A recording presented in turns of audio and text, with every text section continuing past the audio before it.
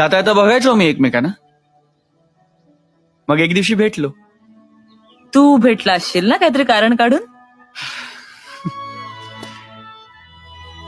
Japanese शिकायचं म्हणून. मग काय म्हणाली. म्हणाली मला संस्कृत शिकव. क्या बात आहे. मग काय आधी जॅपनीज, मग संस्कृत, मग मराठी. मराठी पण. सोडतो का काय. प्रेमात कोण पडलं. दोघेही पडलो एकमेकांच्या. How sweet. पण माझ्यापेक्षा ना माझ्या कवितांच्या जास्त प्रेमात होती ती. कविता. का पुण्याची मुलं कविता करू शकत नाहीत. नाही असं नाही, पण ती जॅपनीज, कविता मराठी समजायला अवघड आहे ना. नाही. हं?